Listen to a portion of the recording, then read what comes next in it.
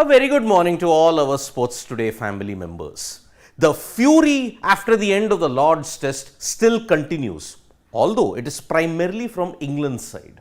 Stuart has vented out his anger in a column on the Daily Mail. Brendan McCullum has issued a very stern warning. On top of that, the Australian and UK Prime Ministers have also clashed. Yes, after UK Prime Minister Rishi Sunak's quote about the Australians not playing the spirit of the game, Australia's Prime Minister Anthony Albanese has come out with a perfect cover drive that has silenced the UK Prime Minister. Yes, that is how big the Ashes is, because even the heads of state can clash off the field. So, heading into Leeds, the anger is still very much there. But Ben Stokes, he was also targeted by most of the Australian media outlets, and he's given a very epic response to one of them. One of the Twitter users actually shared a clipping of the West Australian in which Ben Stokes was actually labelled crybabies because the whole England team was seen actually venting out their frustration following the Johnny Bairstow dismissal. But Ben Stokes' response was simply epic. He just quoted the tweet and then said, "That's definitely not me. Since when did I bowl with the new ball?" Yes, Stokes has not been bowling with the new ball at all for a long period of time, and he made it very obvious. So, it was a very cheeky response, and in a typical British humour way, he just silenced the West Australian media outlet in that sense. But the anger that is coming from the England players is absolutely not justifiable, because Australia played within the rules. Just because the rules do not suit England at all the time, it just does not make it that is unethical. So, Ben Stokes may have given a classy response, but the rest of the England players and most of the former England greats have also voiced in, and one of them has really probably stepped over the line. Brendan McCullum. Already he is in the news because he said he's not going to have a beer with the Australians anytime soon. And Andrew McDonald, the Australian coach, has indeed voiced his disappointment over that. Brendan McCullum, of all people, should know that in 2006, that incident was quoted in the press conference. However, he tried to cover it up by saying, "Oh, at that time I was young, I did not know the importance of the spirit of the game." But here, there is absolutely nothing called the spirit of the game. It wasn't even unfair play. Why on earth would the umpires then just continue with the appeal? Because they felt it was legitimate. Over was not called, and that's why it is not a dead ball. But Brendan McCullum has issued a warning to the Australians. You will have to live with the Johnny Bairstow stumping, and you will regret the fact that you have stumped Johnny Bairstow. Now, Johnny Bairstow will come out all guns blazing in Leeds. We hope that happens. We hope Johnny Bairstow can punish the Australians with the bat, not with these kind of antics. Johnny Bairstow is a very good player. That is why this mistake that he did at Lord's was simply unpardonable. We hope that this is the last of the issue that we have seen, and the teams put up a great fight in Leeds. But McCullum's warning should be heeded by the Australians, because whenever there has been a sledging incident against Johnny Bairstow, whenever he's been in the centre of a controversy, he's come out all guns blazing in the next 1-2 games. Geoffrey Boycott, former England opener and one of the greats of the game, he has probably crossed the line this time, because Geoffrey Boycott has stated that if the Australians are man enough, they should issue a public apology for what happened at Lord's. But what happened at Lord's? The spirit of the game, or whatever is the spirit of delusion that has enveloped England, is currently showing on Geoffrey Boycott. Nothing happened. It was within the rules. Australia followed the rules. England are on the receiving end of it. Deal with it. Public apology. The Australians, what do you think? Should the Australians publicly apologize for what happened at Lord's? One feels that it will be very unfair. And the Australians have thrown in their weight behind their teammates. Pat Cummins has said, "We'll take care of Alex Carey. There's nothing to be worried about."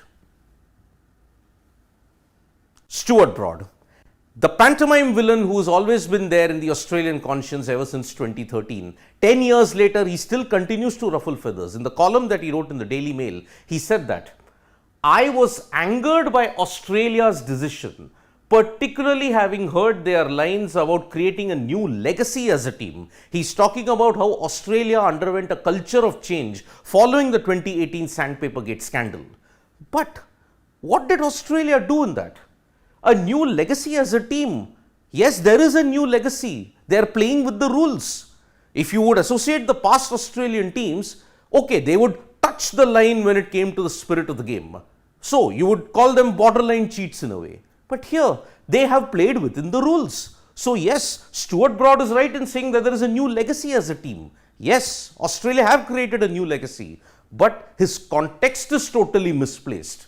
Because if Stuart Broad will have to go by it, why can't he reverse the situation back in 2013 when he clearly edged it, but he didn't walk? Batsmen are not obliged to walk. Let me remind you that also. The umpires didn't give it. Australia had burnt all their DRS reviews. So it was part Australia foolishness, part umpire overlook that allowed Stuart Broad to continue. Deal with the rules. This is the new legacy that Australia are creating. They are playing within the rules and Pat Cummins is leading by example. As I had said, the Australian and the UK Prime Ministers also clashed. Rishi Sunak, he had come to watch the test match at Lord's and then he said, yes, Australia did not play in the spirit of the game. The spirit of the game was tarnished at Lord's, but Australian Prime Minister Anthony Albanese has said, we stand behind both the Australia men's and the women's cricket team. Alyssa Healy and Pat Cummins, they are a team of champions. We back them to the hilt. Nothing happened when it came to the spirit of the game according to Anthony Albanese, and this is the correct response that should be given because England seemed to be too much in their bubble of victimhood, and that is why this response is really classy indeed. There was a world record created yesterday during the Sri Lanka versus New Zealand women's bilateral series, ODI series. Chamari Atapattu. 140 out of the 196 runs, 71% of the runs scored, 13 fours, 9 sixes, and history was created because Sri Lanka achieved, the women's team achieved their first ever bilateral series win against New Zealand. It's a grand moment, and definitely Chamari Atapattu, one of the greats of Sri Lanka women's cricket, was there at the forefront of it. It's not the first time she's done it. In one match, she made 178, which constituted 69% of the runs. So Chamari Atapattu, when she scores big, she is the one-woman army of Sri Lanka. Today is a big day in the ICC World Cup qualifiers. Sri Lanka have already made it as the 9th team. Zimbabwe take on Scotland. If Zimbabwe beats Scotland, then Zimbabwe are the 10th team that will head to the ICC World Cup in 2023.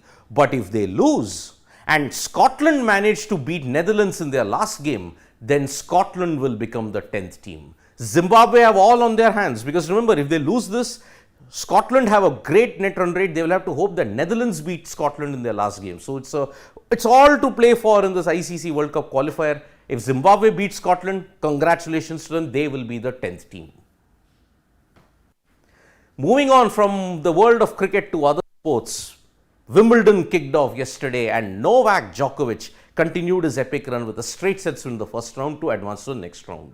But there was a farcical start to the match because the match was delayed by 1.5 hours. Why? Because the court was wet. How come? The roof was already closed.